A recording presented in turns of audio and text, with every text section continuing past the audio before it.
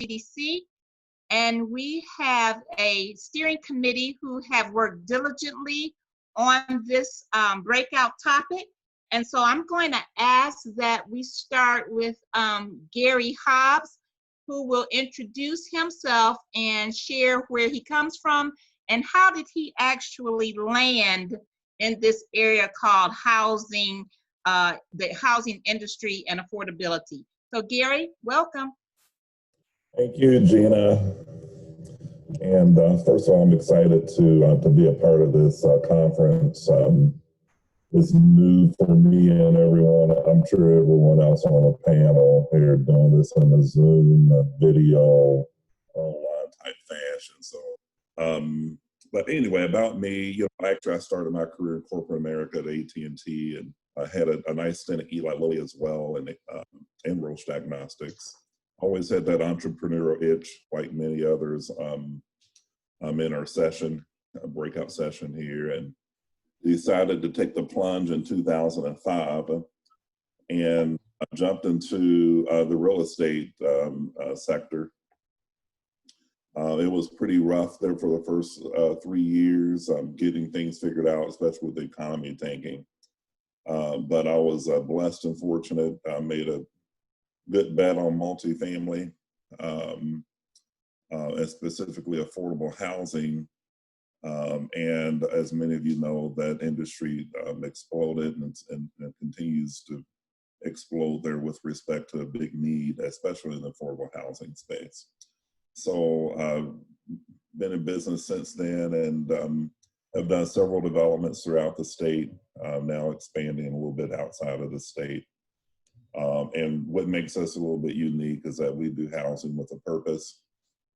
So it spans here from just not regular, your traditional family housing, but also permanent supportive housing, to housing there for single parents who are looking to obtain their degrees, senior housing, assisted living.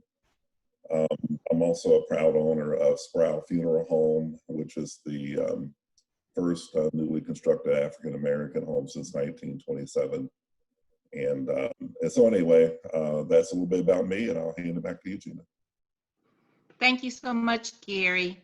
Now we would like to move to our other partner, Keith Broadnax. Would you share who you are and how you landed in housing? Yes. Good morning, everyone. Again, my name is Keith Broadnax. I work for a company called Sanair. We're a community development financial institution that invests in multifamily affordable housing throughout the Midwest, including a program called New Markets Tax Credits, where we're able to invest in community centers and charter schools. Have been with the company for a little over 18 years. I am our senior vice president for both Indiana and Illinois, headquartered here in Indianapolis.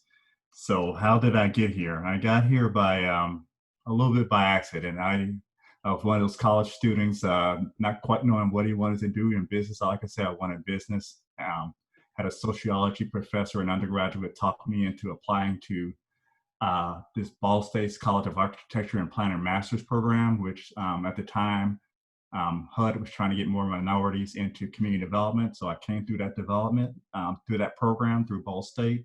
And as part of the program, I had to intern with a nonprofit that was receiving federal funds and got placed at a small community development corporation in Muncie, Indiana, that was developing affordable housing and mostly African-American community, and fell in love and found my passion for what I wanted to do in life. Left there, moved to Indianapolis and worked for a organization here called Indianapolis Neighborhood Housing Partnership. At the time, community development corporations were starting to grow in the city, so I got to learn that. I stayed there for a few years and went over to a national nonprofit called Local Initiative Support Corporation, where I was underwriting a lot of deals, a lot of the earlier affordable housing deals in Indianapolis, and then through some of our statewide communities. And after a stint there, I came to where I'm at here at Sanair, and I've been with Sanair for about 18 years, and a lot of different roles, from underwriter to assistant chief underwriter to my current role of senior vice president of business development. That's me. Thanks. Thank you, Keith. Lee Evans, will you please share with us? Yes, good morning, everyone. So glad to be here. As mentioned, my name is Lee Evans. I currently work for Eastern Star Church Jewel Human Services Corporation as their Director of Community Development. And I initially landed in the housing industry space from a very early age, honestly, as it related to providing access for youth to have housing, specifically preventing homelessness for youth and raising money to raise awareness for improved access, affordability, and equity as it related to having stable housing for youth. And from that, continued to fundraise and do community building and organizational development, and have been continuing to raise awareness and to demand equity for individuals looking for housing. I have a comfort asking questions and challenging systems. And so I'm glad to be able to be in this space. Thank you, Lee, so much. Mr. Hawthorne. Mr. Hawthorne, you're muted. Here we go. We good? Yes, sir. All right. My name is Robert Hawthorne. I am the Executive Director of the West Side Community Development Corporation. I've been there since about 2018. I've been in community development for a long time, even going back to my time as a youth in North Philadelphia. We actually bought in rehab houses from a young age in my family and in my community through co-ops and things of that nature. After graduating from college, I came here with my fiance, and opportunity came up at in the Martindale-Brightwood area.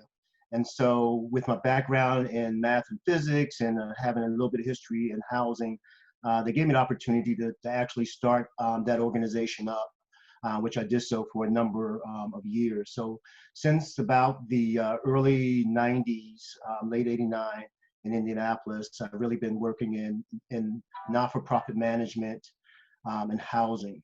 The WCDC organization does affordable housing, commercial development. We work with our quality of life plan. We have a community health work on board, so we actually work with the social determinants of health, trying to mitigate those in the community. I do this business because I love people. I know that as the people, we have a hard time getting certain access to certain things, especially as it relates to improving our health, our family wealth, and things of that nature. So I spend my time and my life working on those things, and I have enjoyed it, and I continue to enjoy it to this day. Thank you, Robert. I will be your moderator for this discussion today, and I will share also who I am, but I would also like to introduce my legacy, my daughter, Janae Lewis Manning, who is also in this breakout session. She will be monitoring our chat session and just trying to make sure that I stay on top of my technological game here. But she is has her professional certification in housing development and finance, and so she has an interest and a background in this area as well. As I said earlier, I have been the executive director of Oasis Christian CDC for the past 20 years, hard to believe. And we have put over $17 million worth of real estate development in the Martindale-Brightwood community. My professional background when I came here from Cleveland, Ohio, was employment and training. And having joined the church, Oasis of Hope Baptist Church, the visionary and pastor who's now transitioned and gone to heaven, Frank Alexander, felt that the church should be outside of the four walls and that we should address the needs of the community.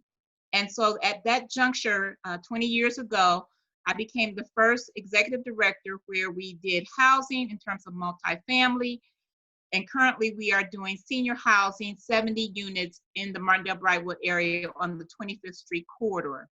We also feel that it's important at Oasis to be part of the collaborative model and network where we are looking at, as Robert had said earlier, all of the quality of life issues. there's education, there's housing, there's crime, safety, health, wellness, food accessibility. And so therefore, it is important that we all come in and take a part and understand what role we should play in terms of this collaboration in moving Black and Brown communities. So I landed in this business because of my church affiliation, and I'm still here. And I will tell a little joke. My daughter, who is also in the group, majored in industrial engineering technology, and I used to tell her, why would you get into the same business that I'm in? And she has always replied, one, I've been watching you for 20 years. And two, she talked about the passion of seeing what are the components of a community and how it is developed and what part we play. And I have learned to accept that as an excellent model of young people to get involved in their community. So again, welcome everybody. Thank you for taking your time out this morning.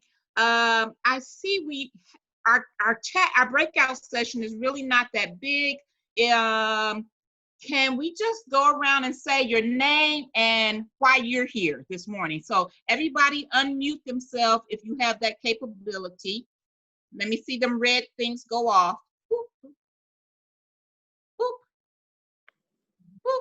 So if your red mic doesn't go off, that means you don't want to say who you are. Okay, go ahead, Donna. Hi, my name's Donna Sink. I'm an architect and I am on the board at People. Can you hear me? Yes. I'm on the board at People for Urban Progress, which is on the west side of Indianapolis. And I'm as an architect, I'm really interested in housing being accessible for all. I know that KEPRA has been involved in great ways in the community, and I'm just curious to listen and learn from you all. Thank you, Donna. And everybody else, once you have spoken, please go back on mute. Thank you. Damon. Hey everybody, I'm Or is it Damon. Damone? This is Damon. How you doing? I'm good. Damon Chazia, longtime KEPRA student, recent board member. So just really interested in learning about housing. That's one of the things that we try to directly affect at the organization in a positive way. So just really excited about this opportunity to learn. Thank you, Damon. Michelle. Hi, good morning, everyone. Michelle Frazier. I'm here for my own will. I work for Old National Bank, actually, but I personally am very interested in this work that you're doing, and I'm just glad to be here and just kind of set this up and meet some new people. Hi, Thank you so much. Sherry. Hi, hi everybody. I have a background in community development and am just trying to learn more about what's going on in Indianapolis and what some of the resources are. Thank you and welcome. Mandla. Hi everybody, I'm Mandla Moyo. I am with AARP Indiana. We are obviously concerned with older adults and their opportunities to age in place and live and work where they, live, work, and retire where they've lived all their lives. And so affordable housing is one of our key areas. So love to learn and hear from everybody else today. So thanks for putting this together, KEPRA. Thank you so much. Mr. Baptiste, will you come on? Leland, thank you. Hey everyone, my name is Leland Baptist. I deal with commercial finance and real estate. I'm here to learn more about the community, and I apologize I had things on mute because I am also playing with my children. And we understand the new norm, so it's all right. Mr. Moore, John Moore.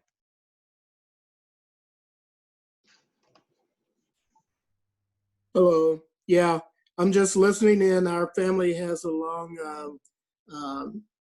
I guess you'd say, fascination with learning. Let me call you back. Affordable housing. Okay. I'll call you back. Okay. Bye now. Thank you, sir. Ms. Moore, Joyce Moore. Yeah, hold on a second. Can you hear me? Yes, we can. I was on another call. Sorry. What did you want me to say? Just introduce yourself and how did you land in this breakout session?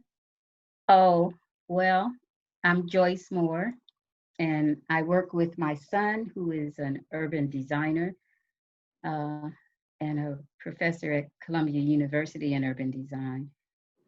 And we're working on a project showing people how to develop on a small scale. And so this is kind of what we're in the process of doing. He also has a project in Kigali, Rwanda, doing the same thing, creating affordable housing there. And he's spoken on 6 of the 7 continents about the kind of things we're doing and the Flanner House history of creating affordable housing. Thank you so much, Mr. Moore. Mr. Tom Wade.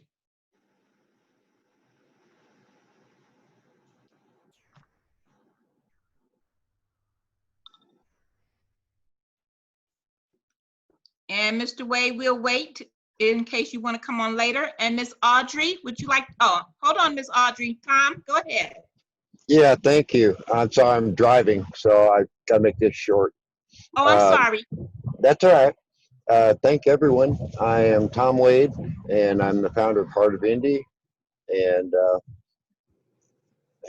anyway, and just wanted to listen in and work towards a more collective, where we can talk more in between the different factions that are working in housing. And anyway, appreciate it, and I will listen in. Thank you, Tom. Audrey.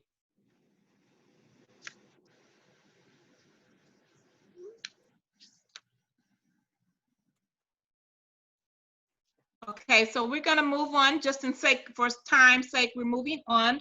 Our agenda this morning includes housing, affordability, accessibility, and also just giving you some ideas about community and how we're all working together. So I am going to look to my colleagues, Robert, Lee, Keith, Gary. Will you guys unmute yourselves? Everybody else can stay muted.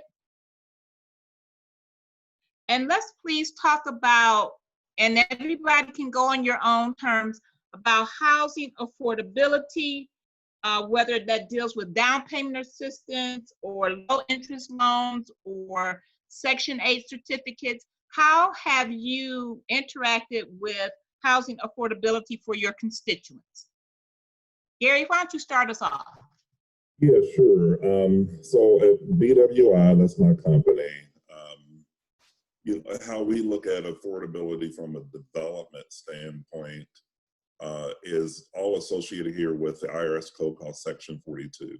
So a lot of folks may confuse Section 42 housing with Section 8 housing.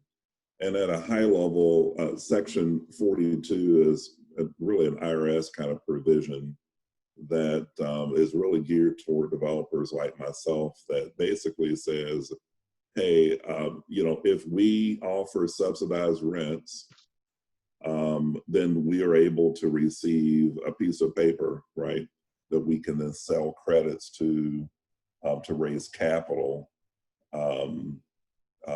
so that our ultimate cost here of developing this affordable housing, multifamily, or even single family, is a lot lower than what it would be if we went through traditional financing mechanisms. So affordability, when we talk about affordable housing, is basically what we call 60% average median income and below. So a lot of people say, well, what does that really mean? Average median income ultimately is different county by county or city by city. So I don't have the exact figures right now for Indianapolis, but I can give you an approximate ballpark. It is based on the size of your family as well. So if you're a single person, as an example, a senior, and the average median, or 60% average median income is approximately $34,000. So if you make less than $33,000 or $34,000, then you would qualify. And there's different tiers of that average median income: 30%, 40, 50, 60. And your rent is adjusted based upon kind of what tier you are income-wise for that unit. So we have some units that are really, really nice units. A 30% AMI person, you may be paying $350 a month, whereas a 60% AMI person or family, for that same unit, you may be paying around $650 a month, where the market rate unit may be around $800, $900 a month.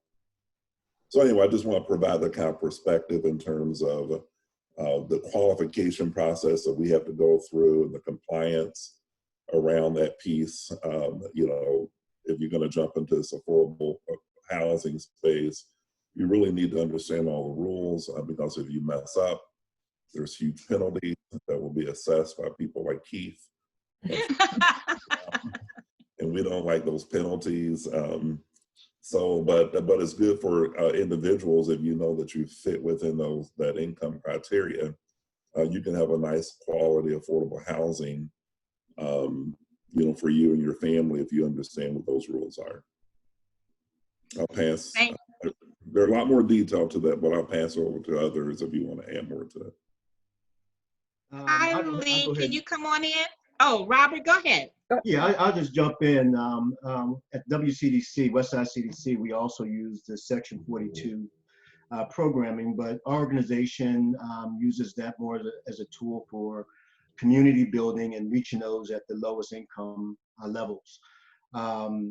We currently run about 100 units of housing, and some are low-income housing, tax credit houses, LIHTC houses, and some don't have the restrictions. So we use private dollars to build those and to manage those, so we can have a little bit more leeway around some of those rules that Gary has talked about, which can get pretty stringent sometimes and restrictive at the same time, making affordable housing available to those who would normally get it.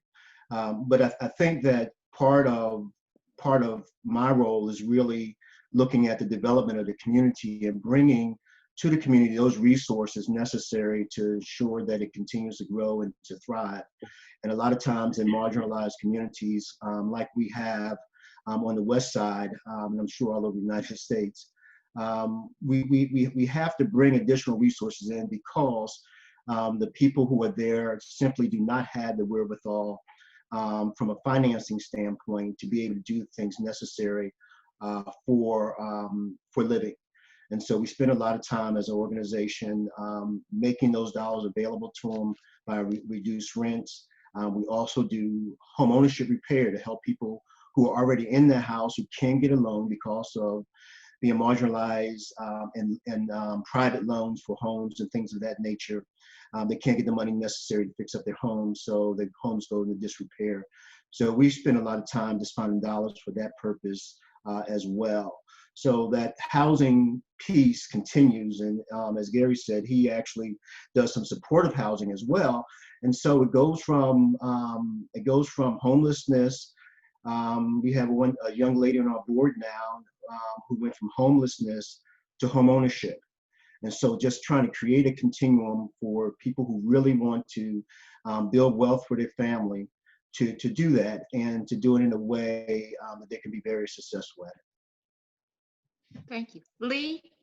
Yes, actually, Robert touched on several of the points that I was considering, but I wanted to just highlight that the affordability extends to home ownership, not just for individuals that are interested in renting their home, but also individuals and families that want to have their ownership in terms of their home. And so whether it's down payment assistance or credits for being a first-time home buyer, there are some income criteria and some funding that can make home ownership affordable for individuals. And as Robert mentioned, whether it's working with community development block grants or federal funding, there are ways to provide support or subsidies to continue to make it affordable for individuals in marginalized communities and in major communities as well, because you can do some infill development to make sure that you have a mix of incomes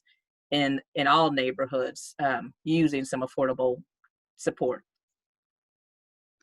I'm glad you brought that up, Lee, because I guess what I've gleaned from this conversation is that affordability is on both sides of the fence. Affordability can be for the person or the individual or family who is seeking an affordable way to have substantial home, or for persons who are providing the services. So the majority of us are providers, and we've used various products and vehicles to make sure that affordable housing is available. And so, like Robert said, from the homelessness, which Gary has more experience in because he's dealt with supportive housing. So understand that terminology, supported housing, sometimes affects more of those who are on the homeless end of the spectrum. And then you also have homeowner repair, for people who already own their home, but then you can provide them with means or support or financial capabilities to help maintain the home that they have. And then you also in the middle have those who are renting, and the unit can be affordable. And then when you move to home ownership, the individual can have access to affordability, or the home in and of itself can be of an affordable nature. I'm going to ask Janae, can you pop in just for a minute? Is there any area that you wanted to add right quick in terms of down payment assistance or anything like that? Sure. My only add-in would be that there are a lot of bank partners in the city that have affordable options, so that those who are seeking a mortgage, so this is for the home ownership aspect, that they should definitely shop their mortgages, whether it's with an INHP or First Merchants or anything like that, and credit unions as well, because they are regulated to have Community Revitalization Act money available. So there are options out there for individuals to seek affordable mortgages as well. Thank you so much. And then Mr. Broadnax, will you come in and tell us from a CDFI perspective, who, as Gary has said, if we mess up, he's standing there waiting. Can you share with us from another level, because you are an intermediary that helps us to access some of the vehicles for affordability. So could you share with those here? Yes. Like Gary say, yeah, we do. We have worked with both Gina, Robert, Gary, and a number of deals, and we like them to deliver to us what they say they're going to deliver. And now but what we do to try to help Gary and others, Lee, Robert, is they're on the ground building this affordable housing. So what we do is that we're an intermediary community development financial institutions, that we go out and we raise investment funds from banks and insurance companies, and then we invest them in affordable rental development. So what it allows our affordable housing developers to do is it gives them the equity to complete their developments, but also to allow them with the equity to allow them to charge affordable rents. A lot of times when we're coming into a development, we're contributing anywhere from 50 to 80% of the total development cost, which allows them to keep their rents low. One of the things that when I look just in general is that I try to look at a study, try to figure out what our housing gaps were. And there's a study that gets done annually by an organization called Out of Reach. And for 2019, they did a study for Indianapolis and decided that the median, the average rent for a 2-bedroom apartment or house in Indianapolis was $918 a month. And for someone to be able to afford that, they would have to make nearly about $17.65 cents an hour, or earn just under $37,000.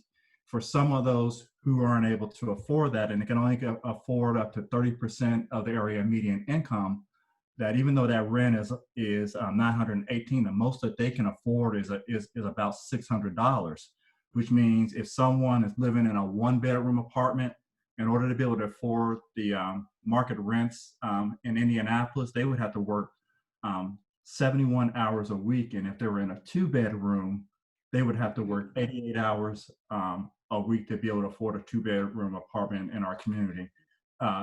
We develop a lot of this housing through a federal program called Low-Income Housing Tax Credits. I looked, and there were 5 low-income housing tax credits developed, awarded in Indianapolis here that'll be under construction sometime this year. So 5 developments, 240 units. And out of the 240 units, some of them are acquisition and rehab where they're already occupied. So the net new total units is a little over 130 new units. And when I look at a community that's our size, I'll tell you that's not nearly enough. We lose more units than that. And then Robert and Gary had also touched on the homelessness. I moved back to Indianapolis about 5 years ago, and my vision of homelessness was I assumed that the majority of the homeless in our community were white. And I soon came to realize that that was inaccurate, and that African Americans make up 29% of the population for Indianapolis, but we account for 64% of the homelessness in the city. Luckily for us is that I looked and I wasn't sure what percentage of African Americans were in the permanent supportive housing here, and I was told that that's about 65%. But we're doing a lot of work, but not enough resources to still meet the need in our community. Thank you, Keith. Those were some really interesting statistics. And I hope we can make them available. I do know this is being recorded, so I hope that we can make those statistics available, especially when we're dealing in our communities and we start to tell people about how much money do you need to make per hour in order to sustain your housing, which is 30% of your entire budget. So how does that break down into what you need to do in order to have affordable housing? So thank you so much. Janae, I do believe, I'm going to change this up a little bit. I do believe we have a question in the chat room. Janae, could you bring that question forward, and then we'll see if the panel can answer. Sure. The question is, the person is interested to learn more about how location impacts the ability for development to occur, or for lenders to lend to homeowners/developers in certain communities. So does the location impact the ability? Robert, Gary? I guess from my standpoint, I work in a specific geographic area, just west of IUPUI.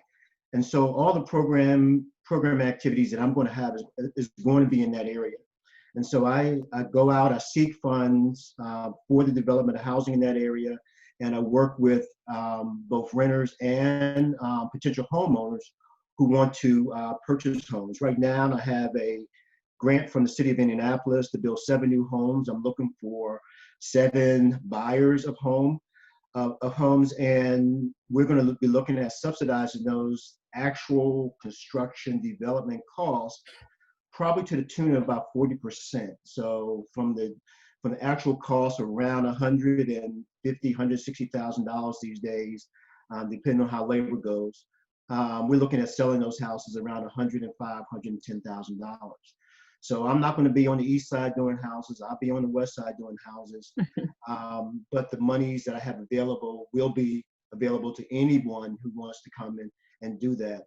I would add one thing, and that is, as a development corporation or as somebody in a not-for-profit arena, I often see people who are renting from slumlords, getting into situations where they're trying to do a rent to buy, and they're just being taken advantage of.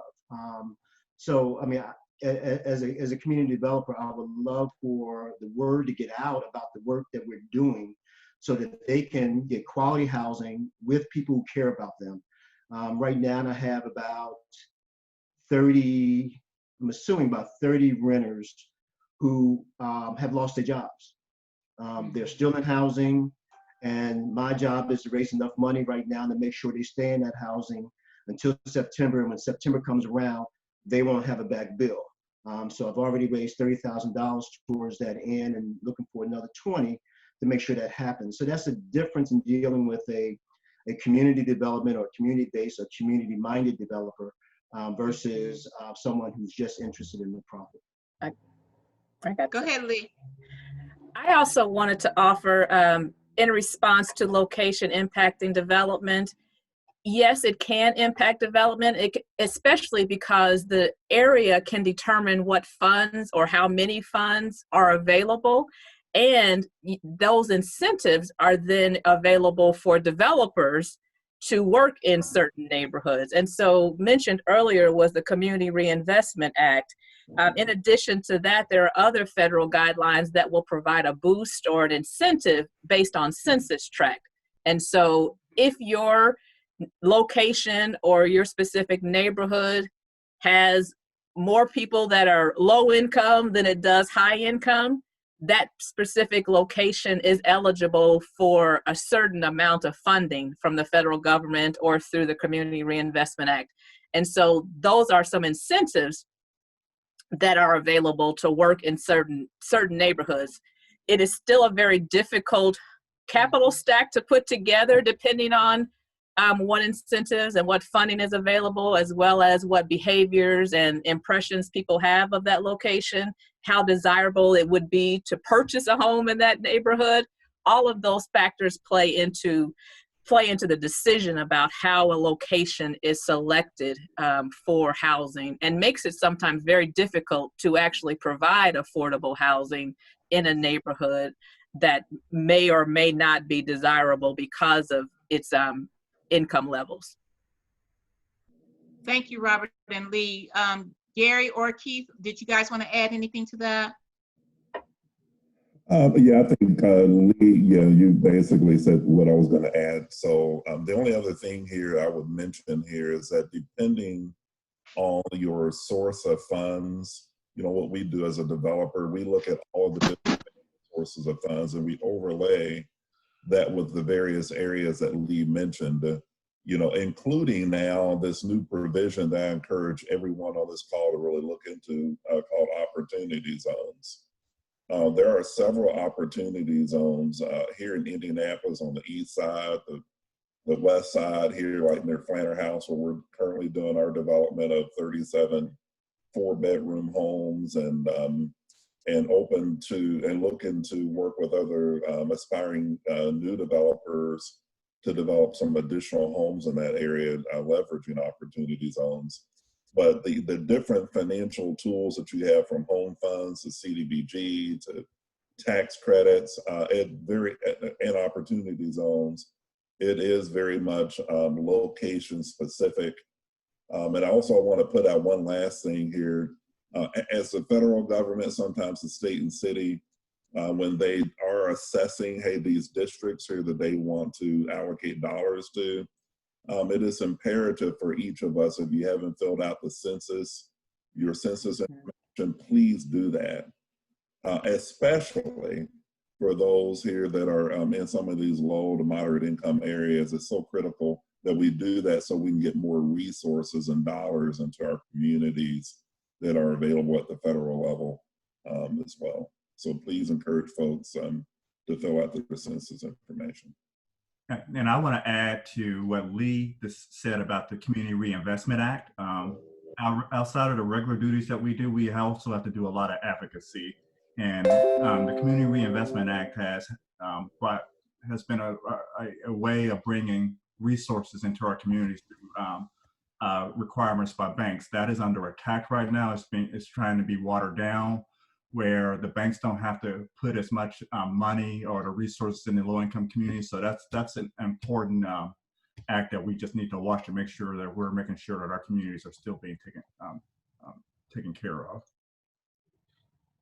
Thank you so much. We're going to move on and find out if anybody has a question. And Mandela, I hope that answered your question. The only other thing that I will add in terms of this is that, one, you may want to look at Indianapolis' 20-year plan to see where does the city see growth occurring.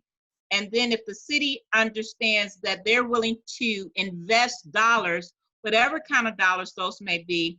So thank you for talking about the census tract, Gary, doing the census this year, but CDBG and all of those funds are identified for areas of your city that are in need. And then the city plan will start talking about where they want the next area to grow.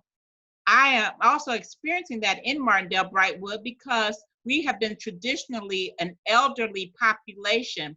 And with the Monon Trail developing so rapidly, they are now moving eastward into the Martindale Brightwood area.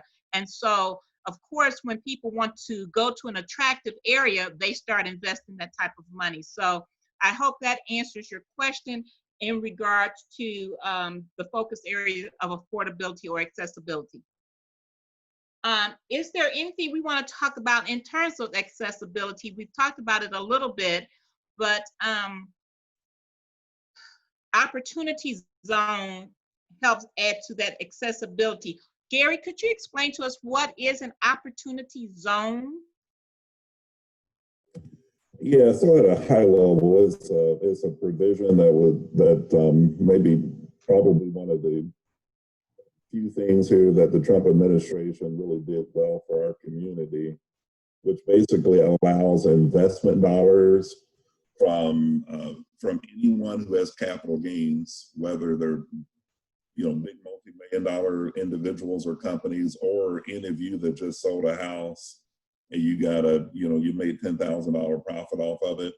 You can take now with this new tax legislation that came out in 2017, you can take that capital gain of $5 to $50 million and you can invest it in a zone, which is essentially like a zip code or a census tract that the governor has selected several years ago. So you got to do a little bit of homework and go to the indy.gov site, find out where these opportunities, zip codes are, if you will, or census tracts in Indianapolis and Marion County. And if there's a small business or another home that you want to invest in or partner with other folks, you can actually fill out yourself if you wanted to, or you can hire a consultant or accountant, fill out a little tax form, and that capital gain that you made, you can put it into a new house or a business located in that zip code or census tract. And the beautiful thing about it is the gain on the sale of that new house or business, if you keep it in there for 10 years, you don't pay any taxes. Zero taxes on that new investment.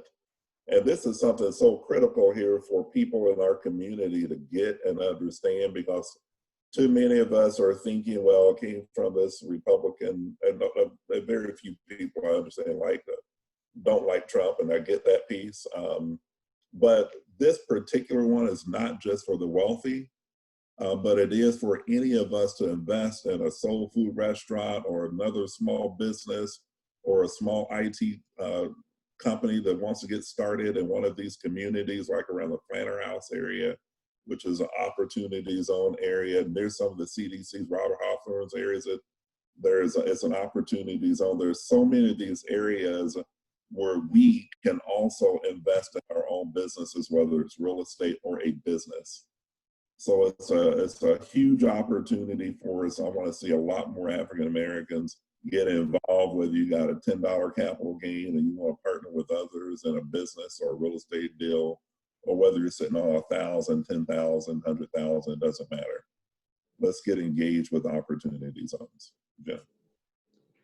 Thank you, Gary. And I guess for those of you who are listening, I guess you can understand, like Lee said, this is no easy game to try to navigate.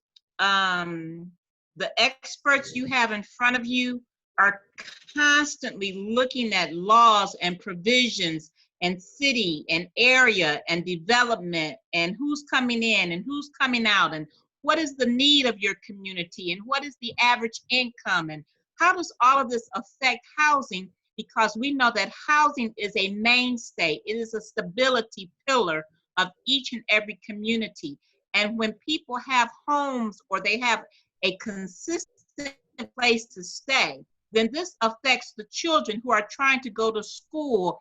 And if they can't stay in a house or if their rental property keeps turning over because they have a slum landlord, housing becomes critical to the education consistency of a family and moving forward. So that's why we felt it was important to address housing.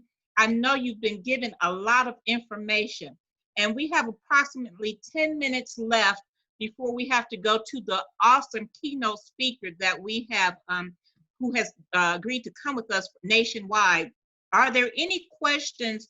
I just want to stop. Are there any questions that you feel, any of the participants, that we have not addressed, or there was something you really wanted to know? And feel free to put it in the chat, and Janae will receive that information, or if you want to unmute and ask a question.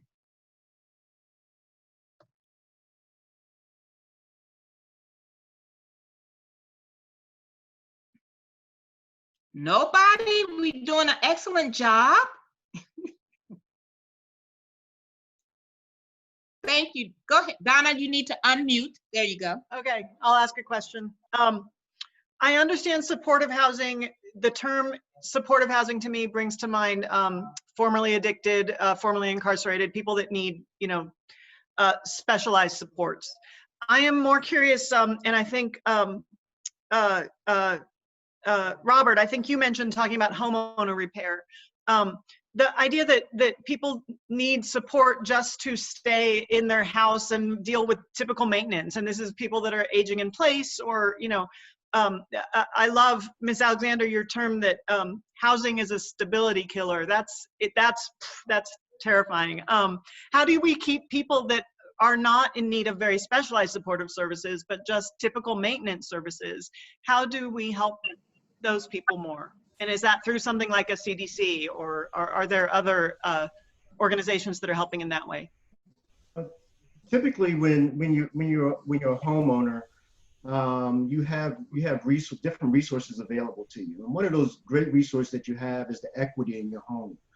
And so, as a homeowner, when I'm in an area that is marginalized or redlined for one reason or another, I can't go to a bank and get a reasonable loan to be able to fix up my house, so that you lose the ability to maintain your house over time.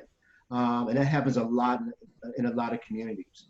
And so, just being able to identify resources to assist, whether it's through a volunteer program, you assist people in staying in their homes and hopefully getting them to the point where there could be some value growth in their home. Because really what it's about is wealth building and stabilization, as Gina has said.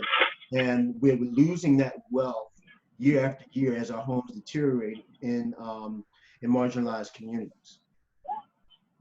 Gary, you look like you want to say something. Lee, no, did you want? Oh, you're good. Lee, did you want to add? Yeah, I'll just add a few things to the question. There are several resources, and I would say, in addition to partnering, if there is a local community development corporation, in addition to partnering with the CDC to use funding such as community development block grants that they may have received from the city to support those homeowner repairs, that's one option. There are organizations like NeighborLink in Indianapolis that does some quality of life improvements for very low income senior homeowners. And so there are other resources, maybe even contacting 211 and asking them for information on who to contact in your specific area or in the zip code that you are interested in working in.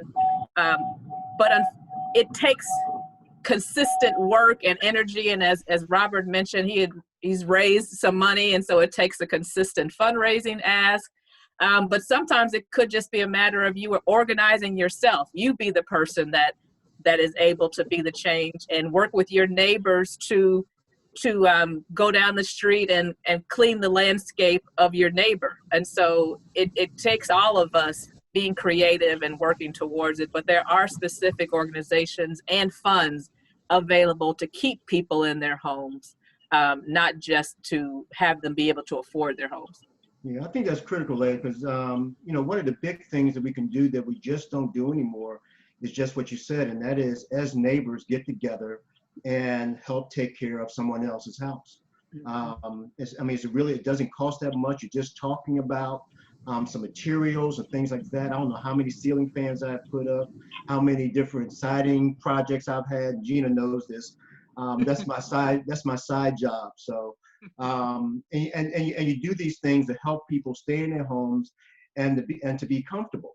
And it doesn't take a whole bunch. We just need to get together and enjoy each other's company. Because we have the skills in our neighborhood, we have people able to do this work. All you have to do is just be able to be in communication with your neighbors and be on terms that you can bring them together to do the work. Thank you, Janae. We have some questions. Hi, yes, there was a sentiment echo that the panel is doing a very good job, and the information presented is very useful.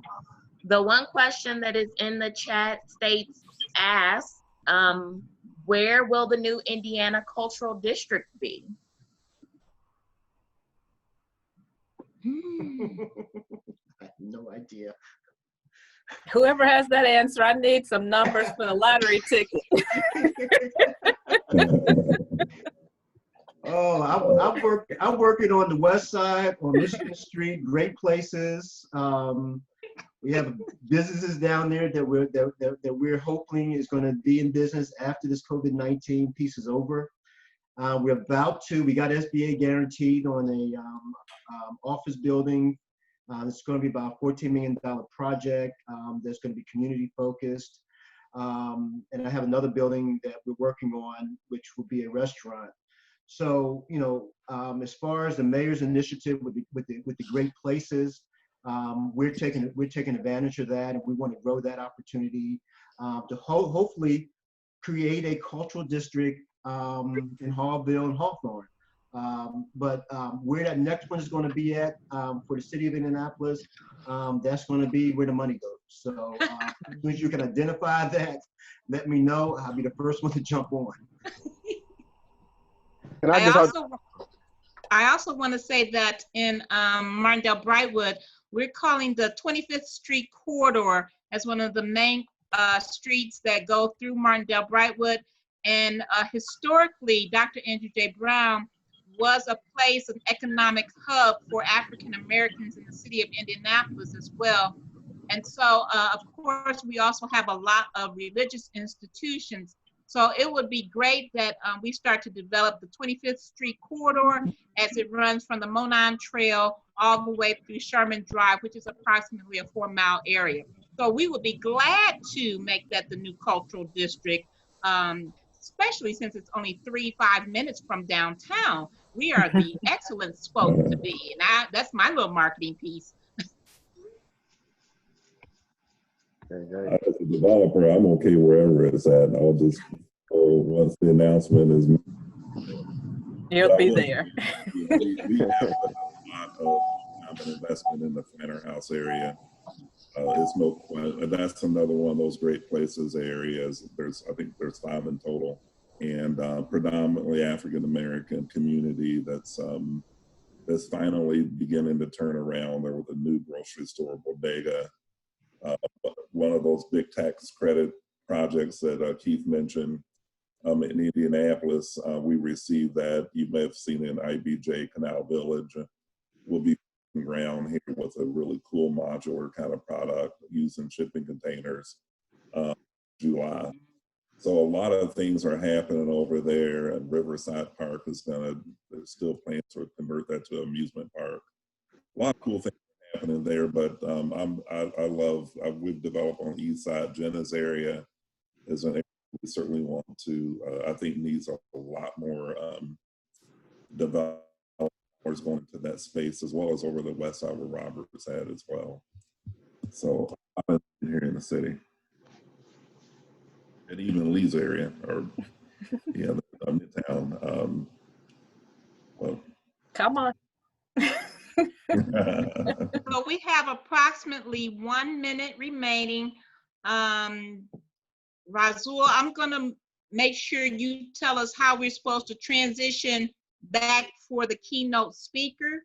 Janae, I see that you're unmuted. Did you have something you wanted to add? Or you good? No, I think Damon was trying to follow up to his question, but we're running out of time, so. Okay. Come back to the next session. So first of all, let's, everybody, we need to thank Keffer Institute for allowing this platform for us to have discussion about the new normal and how do we think about it, how do we learn about it, how do we talk about it, and how do we do it.